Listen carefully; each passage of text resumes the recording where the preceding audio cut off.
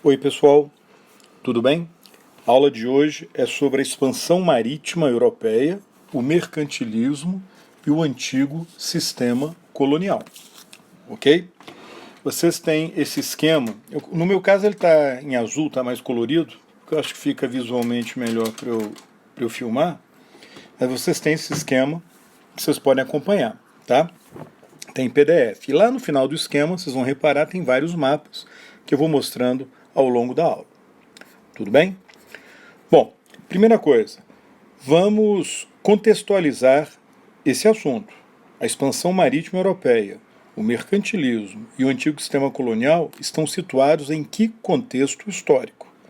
Estão situados entre o século XV e o século XVIII, que naquela visão tradicional da história, da periodização tradicional da história, que tem como referência a história da Europa, né, uma visão muito eurocêntrica, a história da Europa ou o Ocidente, esse período está situado na chamada Idade Moderna, que no caso da Europa foi marcada pela transição para a modernidade propriamente dita, para a sociedade industrial, urbana, né, de cultura secular, que só aparece plenamente desenvolvida na Idade Contemporânea. Mas na Idade Moderna ocorre a transição na direção da modernidade. Nós já falamos sobre isso.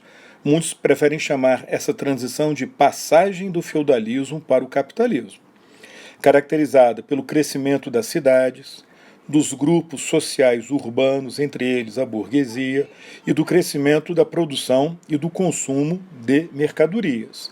Entretanto, a sociedade ou as sociedades europeias, de uma forma geral, continuavam sendo sociedades agrárias, onde a terra era a principal riqueza. A maioria da população vivia no meio rural e era composta por camponeses. A estrutura social era uma estrutura estamental, dividida naquelas três ordens ou três estados: clero, nobreza, povo. E a classe dominante era uma classe dominante aristocrática, composta principalmente pela nobreza. Mas não era mais aquela estrutura típica da Idade Média, que estava sendo transformada, alterada por essa transição na direção da modernidade. Vocês vão encontrar em muitas provas e livros didáticos o conceito de capitalismo comercial como uma característica da Europa nessa época. O termo é meio estranho, né? Porque o capitalismo pressupõe que ele é comercial, ele é voltado para o comércio, ele é uma economia de mercado, ou seja, de produção de mercadorias, de bens, de produtos, né, destinados ao mercado, utilizando a moeda em larga escala, com propriedade privada dos meios de produção, né, do capital nas mãos da burguesia, e o trabalho livre é assalariado. Então, falar que o capitalismo é comercial ou mercantil é falar o óbvio, né? Mas nesse caso, quando se fala que é um capitalismo comercial, o termo ele realmente é polêmico, né? Mas aqueles que falam que era uma época de capitalismo comercial, século XV, XVI, XVII, XVIII, era a época do capitalismo comercial na Europa, estão querendo dizer o seguinte: que estava ocorrendo o desenvolvimento, sim, de uma economia de mercado, mas ainda pré-industrial, antes da Revolução Industrial, onde o capital comercial, o capital mercantil, controlado pela burguesia comercial, pela burguesia mercantil, detinha a hegemonia. Era a liderança, era a hegemonia, era o domínio, a supremacia desse capital comercial, porque ainda não havia o capital industrial. E a burguesia ainda não controlava as terras. Vocês vão ter sempre um caso ou outro de burgueses que estavam comprando terra e tal, mas de uma forma geral a burguesia estava limitada às atividades comerciais ou mesmo atividades bancárias, né? Então a elite burguesa domina o comércio e os bancos, mas ela ainda não controla a produção de mercadorias. Essa produção, as formas de produção, os modos de produção existiam ainda sem o predomínio do trabalho livre e assalariado do proletariado. Então eram formas de produção que utilizavam o trabalho de escravos, de servos, de artesãos que eram pequenos proprietários, né, da sua oficina artesanal, de camponeses que eram pequenos proprietários da terra. Então não havia ainda aquela sociedade tipicamente capitalista, né, marcada pela existência, de um lado, de burgueses capitalistas que controlam os meios de produção e, de outro lado, os seus empregados, trabalhadores livres e assalariados que compõem o proletariado. Mas já existia uma burguesia cada vez mais rica, cada vez mais forte, que não controlava a produção, mas controlava o comércio e controlava as atividades bancárias. Por isso que muitos chamam de capitalismo comercial ou capitalismo mercantil. Esse tipo de capitalismo estava se desenvolvendo na Idade Moderna. E muitos chamam a atenção também para as supremacias ou hegemonias, né, que ocorreram ao longo da Idade Moderna. Quer dizer, determinados países ou regiões lideraram esse capitalismo comercial entre o século XV e o século XVIII.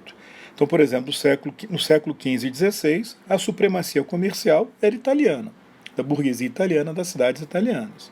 No século XVII, essa liderança passou para os Países Baixos, para a Holanda, ou seja, para a burguesia neerlandesa ou holandesa. E no século XVIII foi assumida pela burguesia inglesa, pela burguesia britânica. Nós vimos também que a Idade Moderna foi a época da formação dos chamados Estados Nacionais modernos, com um processo de centralização política e superação, né, do particularismo feudal. A monarquia se torna absolutista em Portugal, na Espanha, na França, na Inglaterra até o século XVII, quando ela vira uma monarquia constitucional. Nos Países Baixos, quer dizer, na Holanda, surge uma república burguesa oligárquica. A Itália e a Alemanha, entretanto, continuam fragmentadas, divididas politicamente. Na Itália existindo inclusive cidades-estados, como Gênova, Veneza, né, Florença e tal. E a Alemanha, que era o núcleo do Sacro Império Germânico, fragmentado em vários pequenos reinos, né, pequenos principados. O absolutismo, no sentido de um absolutismo controlando um território considerado nacional, então, na Europa Ocidental, foi mais típico em Portugal, Espanha, França e Inglaterra. Agora, dentro da Itália e dentro da Alemanha, vocês vão ter pequenos reinos com monarcas absolutistas, né? Pequenos principados com príncipes absolutistas. No chamado Estado Nacional, ainda não existia um Estado Nacional italiano nem um Estado Nacional alemão. Nessa época, pessoal, sobretudo no início da Idade Moderna, do século XV ao século XVII, ocorreu um evento que foi importante na expansão marítima, a Revolução Militar. Século XV, século XVI, século XVII. Com o aparecimento de novos armamentos, em especial as armas de fogo, utilizando pólvora, né, e artilharia de arma de fogo de pólvora aparece nessa época, né, o canhão aparece nessa época. Com a centralização política, os exércitos ficam maiores, controlados pelo rei, exércitos, em sua grande maioria, compostos por mercenários, né, quer dizer, soldados profissionais estrangeiros pagos pelos monarcas. Surgem novas tecnologias navais, com novos instrumentos de navegação, como, por exemplo, a bússola. Aparecem novos tipos de navios, ou foi o caso da caravela, ambos fundamentais na expansão marítima, né, o que é evidente. E essa revolução militar vai capacitar as potências europeias a fazerem uma expansão por outros continentes que até então elas não tinham condições de fazer, porque não tinham os recursos militares tecnológicos para isso. Né? Naquela tecnologia de armamento medieval era muito limitado. Né? Por exemplo, as cruzadas não conseguiram conquistar o Oriente Médio, havia, né, uma limitação na expansão em outros territórios. Agora não. Com a Revolução Militar, com os novos armamentos, a Europa teve maior capacidade de projetar o seu poder no mundo, conquistando territórios fora da Europa. E a conquista mais famosa, mais lembrada, que virou o símbolo da expansão marítima, foi a conquista da América. A conquista dos astecas, dos incas, dos maias, né, dos tupis aqui no Brasil e tal. Povos indígenas que não tinham o poder militar que os europeus estavam adquirindo. Então isso aí vai ser fundamental para a Europa conseguir realizar a expansão marítima, técnicas de navegação novas e tal, e conseguir conquistar territórios, né, em outros continentes. Agora, na própria Europa, a Revolução Militar, a formação de monarquias absolutistas, né, e a busca da definição de fronteiras, ampliação de territórios e tal, intensificou. Na própria Europa, a gente vai ter uma intensificação das guerras entre esses monarcas, entre esses novos estados. Né, num cenário em que a Europa estava dividida politicamente, né, porque eram várias monarquias, né, vários estados, e dividida do ponto de vista religioso também, em razão da reforma protestante. Né? Então a rivalidade entre os estados vai crescer. Isso vai ser importante também porque a expansão marítima ela ocorre nesse clima de rivalidade entre as monarquias europeias. Né? Fez parte desse quadro maior de rivalidade a busca de colônias, a busca de novas rotas comerciais, né? A própria expansão do poder de um país sobre outros territórios, competindo com outras nações da Europa. Né? Envolvendo então disputas comerciais, geopolíticas e religiosas. E nesse quadro de mais guerras na Europa, os gastos militares vão aumentar, as despesas militares vão crescer. E os governos vão precisar de ouro e de prata. Então vai gerando um movimento, né, quase que um círculo vicioso, um movimento de procura de mais territórios para obter ouro e prata, que foi um dos pontos centrais na expansão marítima. Ou seja, pessoal, o que a gente tem na Idade Moderna, desde o início, vai ser o crescimento do consumo e da procura por metais preciosos, produtos de luxo, especiarias e também por terras. Produtos de luxo e especiarias como seda, temperos, ervas aromáticas, cuja origem, como a gente viu quando falamos sobre a Idade Média, quer dizer, a origem da produção, era o chamado Oriente, sobretudo a Ásia Oriental, composta pelas Índias, que é um termo genérico, inclui a Índia de hoje, a Malásia, a Indonésia e a China. Agora, a região que fornecia diretamente as especiarias para os europeus, pelo menos até o século XV, até a expansão marítima, era o Mediterrâneo Oriental, né? Aquele comércio dos italianos com os bizantinos, com os muçulmanos, né, do Egito e da Síria. A expansão marítima vai tentar e vai conseguir romper essa dependência comercial em relação ao Mediterrâneo Oriental. Deixa eu diminuir aqui para passar para outra página. E os metais preciosos, que passam a ser cada vez mais buscados, procurados, primeiro é porque a economia estava se tornando uma economia comercial e monetária. Então aumentava a emissão de moeda, a fabricação de moeda tinha que ter mais ouro e prata. Por outro lado, a centralização política custava caro, estava ampliando a burocracia, o número de funcionários, de instituições do governo, né? O monarca centralizador vai gastar mais que o monarca numa monarquia feudal descentralizada, as despesas militares, principalmente, não paravam de crescer, e era necessário ouro e prata para pagar as importações crescentes, né, de produtos orientais. E a busca de terras, uma época de declínio do feudalismo, o grupo da elite feudal mais afetada pelo declínio da renda feudal, pela crise, era a pequena nobreza, porque ela tinha uma quantidade menor de terras, né, tinha títulos da nobreza que não eram tão destacados como os títulos da grande nobreza. Para a pequena nobreza em especial, cavaleiros, esse grupo buscava, né, mais terras, esse grupo vai ter um papel importante na expansão portuguesa, né, fornecendo os quadros para os governos dos territórios coloniais de Portugal. E também a população excedente que estava crescendo depois daquela crise do século XIV e XV, né, parte dessa população também buscando terras. Então esse foi o quadro da expansão marítima europeia. A expansão marítima europeia em si foi o quê? Foi a expansão ultramarina ou oceânica do poder europeu no mundo, né? Com aquelas famosas, deixa eu diminuir aqui para ficar mais claro o texto, as famosas grandes navegações de exploração marítima com as descobertas de novas rotas comerciais para as Índias e a descoberta de novas terras, a começar pelo Novo Mundo, né? A América, levando à formação de impérios ultramarinos com a conquista de territórios não europeus, sobretudo na América. Vamos rever rapidinho o que estava acontecendo na Europa antes da expansão marítima, lá na Baixa Idade Média, aquele período do século XI ao século XV. Okay? Nós vimos que era uma época de renascimento urbano e comercial na Europa. Aumentava, crescia o consumo de produtos orientais. O eixo comercial, como eu comentei, estava na Europa, estava no mar Mediterrâneo, né? O eixo comercial entre a Europa e a Ásia estava no mar Mediterrâneo, dominado no lado europeu pelas cidades italianas, em especial Gênova e Veneza. Nessa época, merece destaque o crescimento da rota da seda entre a Ásia Oriental e o Oriente Médio e o Sul da Europa. Essa rota saía lá da China, uma das rotas, a rota principal atravessava a Ásia Central e chegava no Oriente Médio ou no Sul da Europa. E a Ásia Central nessa época era dominada pelo Império Mongol, que aliás dominava também a China. O domínio mongol nessa região estabeleceu a chamada Pax Mongólica do século XIII e século XIV, garantindo a segurança nas rotas comerciais e favorecendo, portanto, o comércio entre a Ásia e a Europa. Tem um mapa aqui, ó, deixa eu só diminuir para chegar lá no final no mapa. Vocês têm esse mapa também no esquema de vocês. Aqui, ó. Estão vendo? Olha lá. O Império Mongol, a rota da seda em vermelho, atravessando a Ásia Central, chegando lá no sul da Europa. Uma parte chegava lá no norte da Europa também, mas a rota principal parava no Oriente Médio e no sul da Europa. Ok? E lá no Mediterrâneo, as cidades italianas pegavam essas especiarias. Deixa eu voltar aqui para o nosso... Opa, é outro quadro. Para o renascimento urbano e comercial. E nessa época, pessoal, começaram a ser realizadas as primeiras viagens dos europeus à Ásia Oriental, mas eram viagens que não eram marítimas. Não tinha ainda tecnologia para contornar a África, né, chegar lá. Eram viagens terrestres. Né? Os caras iam lá para o Oriente Médio, do Oriente Médio, iam na direção lá do Império Mongol da China.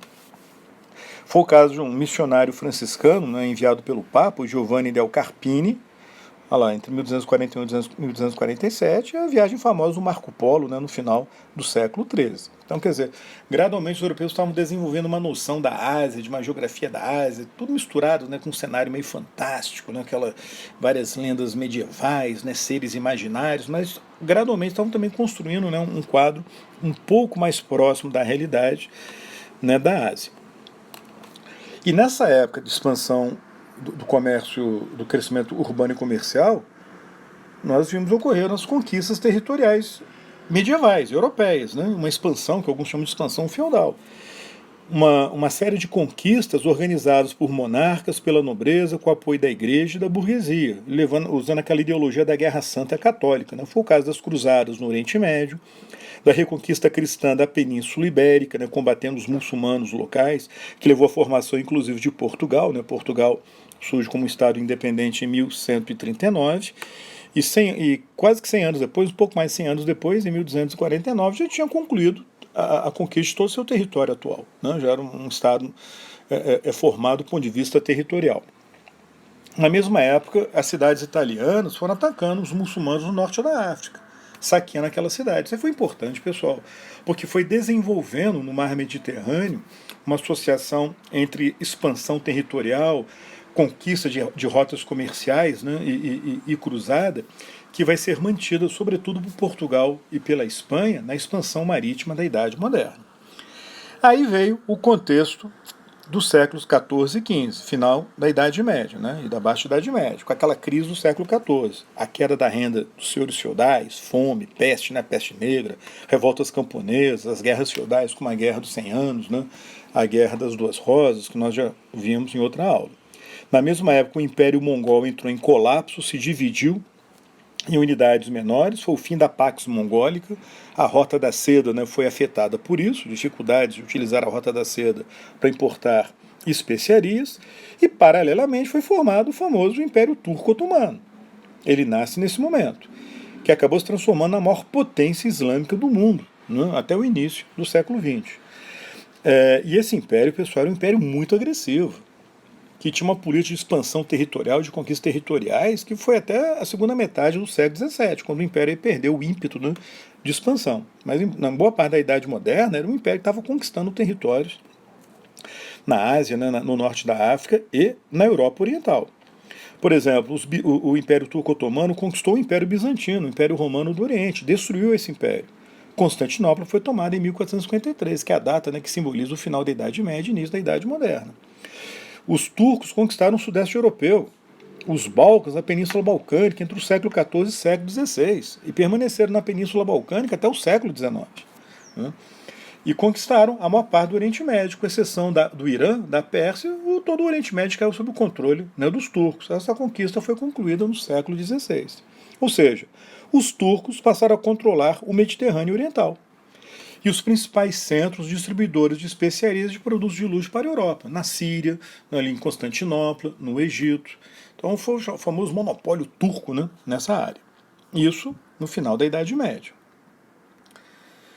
Só que na época dessa crise, também nós vimos, começou o renascimento cultural na Itália, com o humanismo, a valorização dos estudos, né, clássicos greco-romanos, o antropocentrismo, a ideia do homem como centro, né, do universo, e o racionalismo, né, gerando uma mentalidade, pessoal, mais voltada para a busca de novos conhecimentos, de exploração do mundo, uma mentalidade curiosa, querendo compreender o mundo, querendo conhecer aquilo que, né, até então os europeus não conheciam em termos de geografia, de povos, de história, e que vai ter um papel também muito importante na expansão marítima europeia. Ok? Nós temos 20 minutos de gravação, eu vou parar aqui para não ficar pesada a gravação, e eu continuo logo em seguida. Ok? Até lá.